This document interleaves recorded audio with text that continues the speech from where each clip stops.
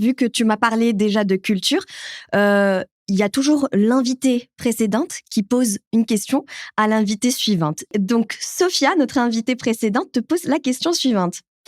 Toi, qui portes à la fois une culture marocaine et une culture ukrainienne, quel est le plus grand défi d'être une femme plurielle dans une société où on attend souvent des femmes qu'elles rentrent dans un moule?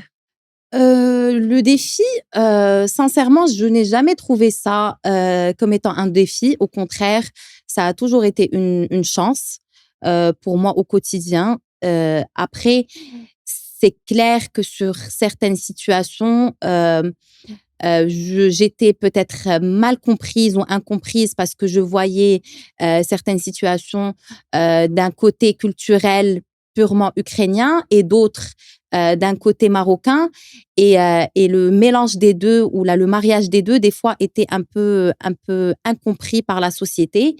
C'est vrai que j'ai grandi dans une famille assez ouverte d'esprit, avec une maman assez ouverte d'esprit.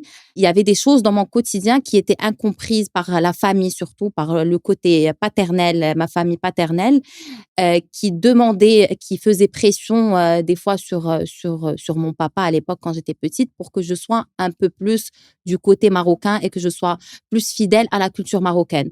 Sachant que j'étais une petite fille qui était très proche de sa maman. Dès mon plus jeune âge, enfin, c'était ma meilleure amie et ça allait jusqu'à présent.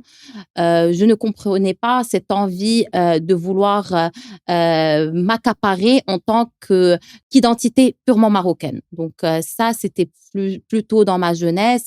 Après, au fil du temps, j'ai grandi, j'ai forgé ma propre expérience, ma propre personnalité et ce genre de choses ne me dérangeait pas à la longue.